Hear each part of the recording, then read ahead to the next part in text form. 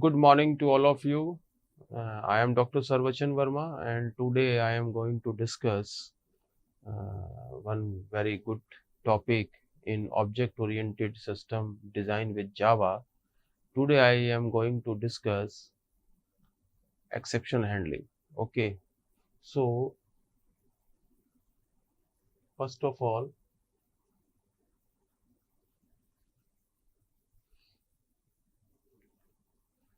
what is exception handling? Basically, if we're talking about exception handling, so this is called unwanted and unexpected event that disturb the normal flow of the program execution. So exception is an unwanted, unexpected event which occurs during the execution of the program. Execution of the program means during the runtime that disturb the normal flow of the program instructions or program executions. They are the various reasons for exception handlings, like at the runtime when the application is running, uh, invalid user input by the end user, device failure like server down, memory out of range, and system failure like this. Third one is loss of network connection. It may be physical limitations, like if you are running the application and application require approx 20 MB for running the particular application, but your memory has gone out of disk memory. Code error, or it may be a opening an unavailable file. Suppose you are want to open the file example.txt, but this file is not exist in the system where you are targeting. So these are the some examples of exception handling that may be occur during the runtime. So in Java, we can have two type of classes, exceptions and error. All exceptions and error types are subclass of the throwable, which is the base class for the hierarchy. So this is the topmost class is object class, then this is the throwable class, and this throwable class inherit by the exception class and error class.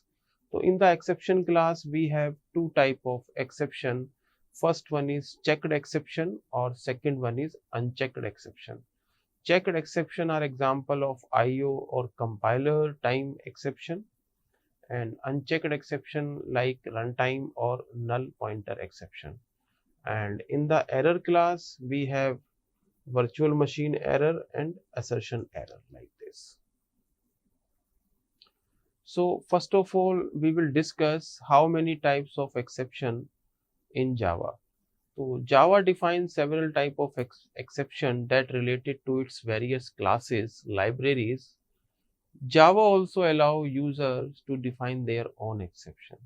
So basically there are two type of exception: user defined exception and built-in exception.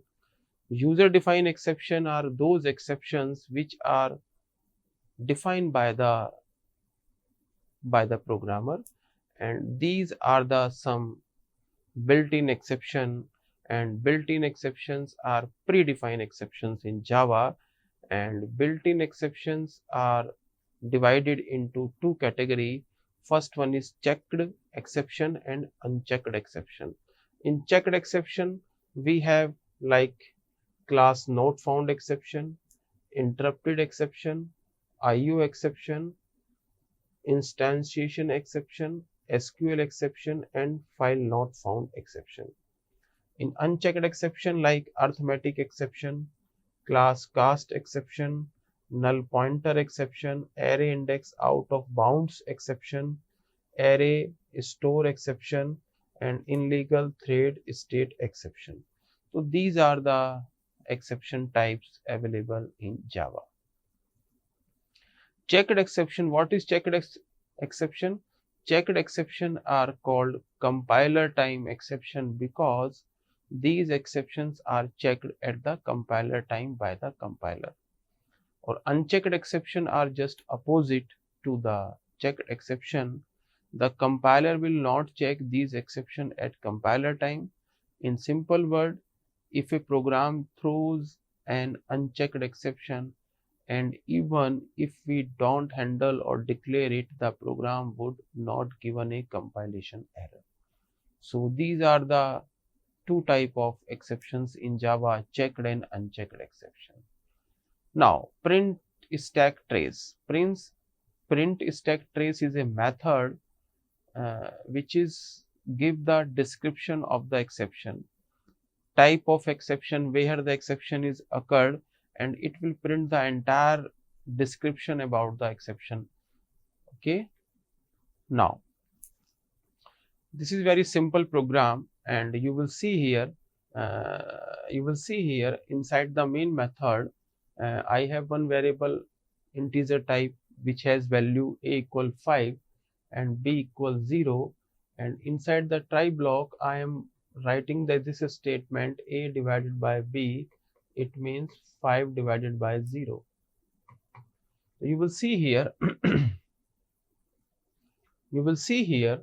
when I will divide this, immediately we will get the exception, and inside this main thread, this is the main thread, immediately one objects will be created, and this objects will be passed on to the particularly catch block, and this object has all the information whatever declared by the main function, because main function have identified this thread and immediately create the object and pass to the main method, and because main method is the caller method for this exception.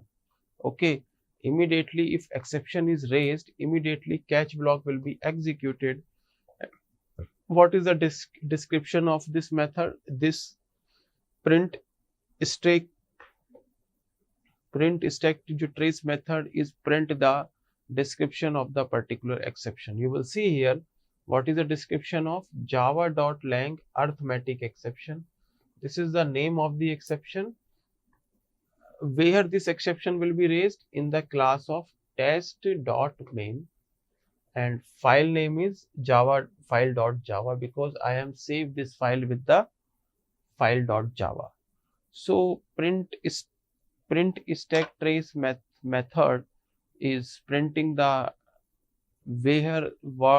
what is the exception, name of the exception, where the exception is occurred, and what is the file name of a particular exception. So this is the normal example where we can say how the objects will be created, and that object will be passed to the main function, because main is the caller, and then that objects contain all the information related to the exception, and this exception is passed to the object E, and that will be printed entire informations. Now how to handle the exception? Basically in Java we have two blocks. First one is try block and second one is catch block. In try block we can include the risky code inside the try block, where we have some chance where the exception will be raised. Okay, and catch statement allow you to define the block of code to be executed if an error occur. If the error occur inside the try block, this is a try block, then corresponding catch block will be executed. If error not occur inside the try block, catch block never executed. So inside the try block we always include the risky code, and inside the catch we always insert the handling code. Okay, so these are the two blocks in Java where we can easily access or maintain the handling the exception. Now, this is a very simple example. You will see here, I have one class main. Inside the main class, I have declared one array with the name of my number, and this array has 3 elements 1, 2 and 3, and this program is happily compiled. But at the time of running, when the statement system.out.println will be executed, inside I am accessing the number in an array which has location 10. So this is the error, because in my array we have only 3 elements 1, 2 and 3. So immediately exception will be raised, or immediately exception will be raised, and program is stuck at this line, and immediately I will get the exception in thread main. What is the name of the exception? java.lang.array index out of bound exception. Description of the exception at, this is the file name main.main, and this is my source file name main.java. So you will see here, this is called abnormal termination. Here I am writing very small code, but if my code having 10 to 15 lines of code after this line system.out.println, in that scenario my program will be stuck, and you will see here the rest of the program will not execute it, and this is called the abnormal termination of the program. To handle these kinds of situations in programming, we always handle with the help of exception handling techniques. So if some problem will be occur during the runtime, then substitute code will be executed, which is defined inside the catch block, and that is the beauty of try and catch. So inside this I am apply this code in try block. You will see here inside this code, this is the try block. Try block start from this and this line. Immediately corresponding catch block is this and this. So inside the try block I am inserting the array, and this array same code I am repeating, but I am including this code in the try block. If exception is occur, corresponding catch block will be executed immediately, and I will get something went wrong. So you will see here inside this code, this is called the graceful termination of the program. So this is the advantage of try and catch block in Java. You can handle the runtime problems, runtime issues easily with the help of try and catch block. And try and catch block basically used for exception handling in Java. So in the previous code, you will see here, this is the abnormal termination of the program, and this is the normal termination of the program. If something will occur in the try block, corresponding catch block will be executed, and the rest of the code will be executed smoothly. There is no problem at all. Now inside the try and catch, we have one block is finally block. This is the finally block. You will see here, this is the finally block here. So finally block always used to perform the cleanup activity. This, whether the exception is occurred or not, finally block will be always executed. It means if exception occur in the try block, catch block will be executed. If finally is present in my source file, it definitely executed. It means there is no relations of finally block with exception. Exception whether occur or not, finally block is always executed. So you will see here inside this, I am same code I am repeating here, so that you can easily understand whatever I want to say. So exception again occur at this line. At this line, exception again occur. corresponding catch block will be executed, and immediately I will get something went wrong will be printed on the console. And finally block, inside this I am again this block will be executed. So my concern is, what is the purpose of finally block? Basically finally block is used to perform the cleanup activity, like at the time of application is terminating, application is going to close, at the time you want to perform some database connection, you want to close some database connection, you want to close some files, you want to close some threads which is already connected to the server. So this is the beauty of finally block in Java. Throw keyword. So basically in Java, throw key statement allow you to create a customized exception. The throw statement is used together with an exception type. There are many exception type available in Java: arithmetic exception, file not found exception, array index out of bound exception, security exception. So inside this here I have create my customized exception message to the end user. You will see here I have one static method check age, and this check age is a method, and if age is less than 80, I am creating some customized exception. You will see here throw new arithmetic exception, access deny, you must be at least 18-year-olds, else if this condition become false, then else is already executed. So this is the way how to create and how to create the customized exception using the throw keyword, and the output will be this. Second thing, JVM. What is the reactions of the JVM? So basically a typically application involves many level of methods call, which is managed by a so-called method call stack. I have already discussed in eStack, ePrint stack trace. So in the following example, you will see here, this is the example. Inside this example, I have multiple methods. First one is, you will see here, I have one method's main method. Then this is the method A, calling the method A. This is the definition of method A. In here I am calling method B.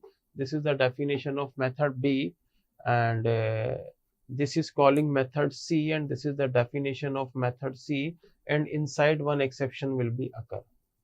So you will see here, whenever the exception is occurred, immediately that method will see the caller method. Who is the caller method of this exception? So basically the caller method of method C is method B. The caller method of method B is method A. The caller method of method A is main method. So first JVM check the handling code of this exception is whether the method C contain the handling code. No. Immediately JVM go above step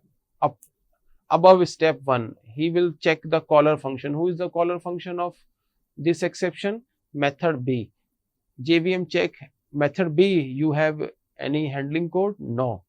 Then immediately move to above step 1.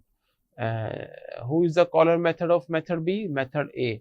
JVM again check method A having the exception handling code, which because one exception has been raised inside the method C. The method A said, no, I have no exception handling code for that exception.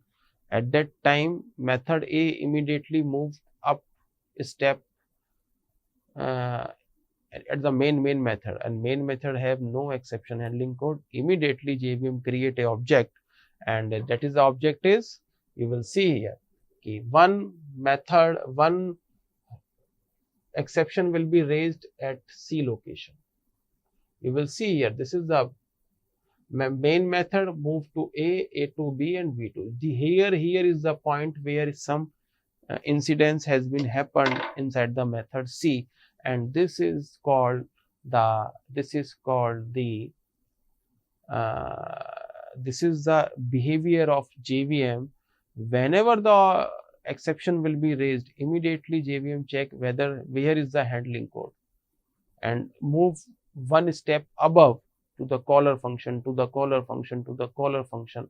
If no one having the handling code, immediately object will be given to the main thread, and main thread immediately pass the message. And what is the message is exception in thread main java.lang arithmetic exception division by 0 where at the method C, which is